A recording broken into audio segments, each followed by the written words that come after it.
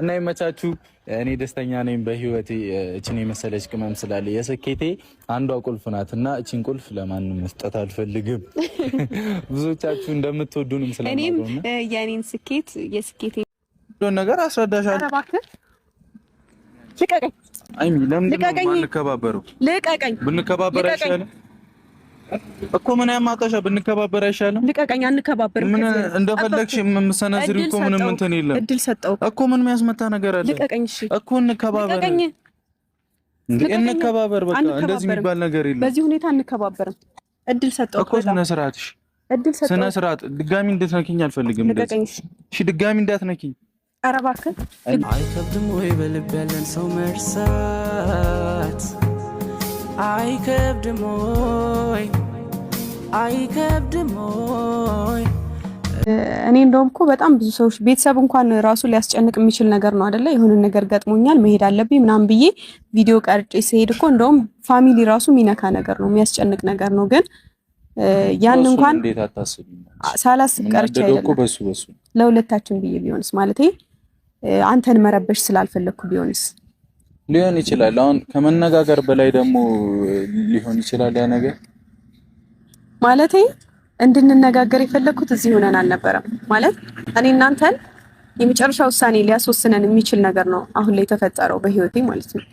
እና መናገር ስላልፈለኩ ነው። ዛሬ ደግሞ ካሜራ ይዤ የመጣሁት ሁሉም ነገር ግልጽ መሆን ስላለበት ግልጽ አድርገሽ በደንብ ነገር ምንም ነገር የለም። ማኔ ምን ዋሽሻለሁ? ምንም ዋሽተኸኝ አታውቅም።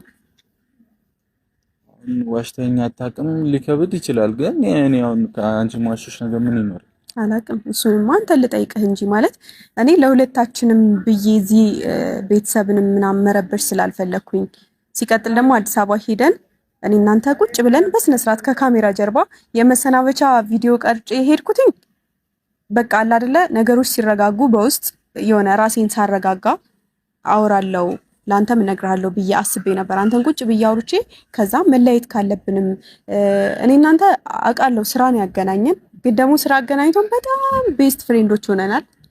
ከዛ ያለፈ ነገር ሁላ አለን። እኔ እናንተ እርስ በርስ በጣም እንተሳሰባለን። እኔ ያላንተ አንተም ያለኔ የለም ብለን ማሰብ እስኪያቅተን ድረስ አይደለ? እና አዲስ አበባ እንኳን ሆነን በጣም ብዙ ነገሮችን ተወተናል። ግን እኔ የፈለኩት የነበረው ቁጭ ብለን በቃ እንድንለያይ ማለት አውርተንበት ምናምን እንድንለያይ ስራን ያገናኘን። አዎ ስራን ያገናኘን። እሱ እኮ አልፏል እኮ እሱ አልፏል። ግን ደግሞ አሁን እኮ የሚባል ነገር የለም፣ እንደዚህ የሚባል ነገር የለም። በቃ ሃይሚ እኮ የለም። ግን አሁን ምን አለ መሰለህ የሚባል ነገር እኮ የለም እኮ ምን አለ መሰለህ አሁን ደግሞ እኔ ጋር የመጣው ነገር ከራሴ ጋር በጣም ብዙ ተማክሬበታለሁ። ማለት ምናልባት ብሩኬ ወጥመድ ውስጥ ገብቶ ሊሆን ይችላል፣ ወይስ እኔና እሱን ለማለያየት የተደረገ ነገር ሊሆን ይችላል፣ ወይስ ምናምን ብዬ አሰብኩኝ። በጣም ብዙ አሰብኩኝ። ግን እኔን እኮ በአንተ ምክንያት አይደለም ብለሽኛል እኮ። አዎ ብያለሁ። ግን እኔ እናንተ ጓደኝነታችንን ላለማጣት ስል ነበረ ማለት በቃ አልፈለኩም። ነገሮች እንዲሰፉ አልፈለኩኝም ነበር። ማቆምም ካለብን እናቆማለን፣ መፈታትም ካለባቸው ከካሜራ ጀርባ እንፈታቸዋለን። ምናልባት እኔም የተሳሳተ መረጃ ደርሶኝ ከሆነ ብዬ አስቤ ነበረ። ምክንያቴ አንተ አይደለህም ያልኩ እርግጠኛ እስከሆነ ነው። እና ደግሞ መሸሽን የፈለኩት መራቅን የፈለኩት ደግሞ ራሴን ለማረጋጋት ሁሉ ነገሮች ላይ እንትን የምለው እኔ ነኝ። እኔ ግድ አይሰጠኝም ስለምንም ነገር ማለት ነው። ግን የሰው ልጅ ህይወት ብዙ ገጠመኛለሁ። እኔ ደግሞ ሁሉንም ነገር ደግሞ ወደ ሚዲያ አውጥቼ ወይም ደግሞ ሁሉንም ነገር ሚስጥሬን የሆነ ነገሬን ደግሞ የግድ መናገር አይጠበቅብኝም ለማንም ሰው ማለት ነውና ግዴታዬም አይደለም ደግሞ። ስለዚህ ይሄ ስላችሁ ደግሞ ሃይሚ በቃ ድብቅ ነች፣ ሚስጥር አላት፣ የሆነ ነገር አላት ማለት አይደለም። ነገሩን ነው የምላችሁ። እናንተም ብትሆኑ በህይወታችሁ ሁሉንም ነገር ለሰው አትናገሩ። እኔ ስለተማርኩኝ ነው ማለት አሁን ላይ እንደዚህ የሆንኩት ስለተማርኩ ነው። ሁሉን ነገር መናገር እንደሌለብኝ ስለገባኝ ስላወቅኩኝ ነው። ትንሽ አይምሮዬ ስለበሰለ ለዛ ነው እንጂ እኔ ሚስጥር ኖሮኝ አይደለም፣ ወይም ደግሞ የሆነ ነገር ድብቅ ሰውም ሆኜ አይደለም። ሰዎችንም ህይወቴ ውስጥ ላለማካተት ፈልጌ ሳይሆን ሁሉም ነገር አይነገርም፣ አግባብም አይደለም። ሰውንም ማስጨነቅ ስለማልፈልግ ነው። ይሆናል አይደለ?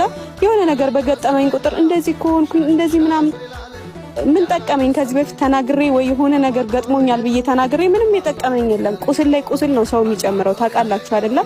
እና በችግር ላይ ችግር ነው የሚሆንባችሁ ሰው ብታማክሩት ማለት ነው። ግን ያ ማለት ደግሞ ብሩኬን ብነግረው እንደዚህ የሄድኩበት ምክንያት ብነግረው በችግሬ ላይ ችግር ይሆናል ማለት ሳይሆን ግን አግባብ ስላልሆነ ነው። በቃ እሱ እንዲጨነቅ እዚህ ያለውን ፕሮግራም ትቶ በቃ እኔ ካንቺ ጋር ሄዳለሁ ብሎ እዚህ ያሰበውን እቅዱን እንዲተው ስላልፈለኩኝ ነው።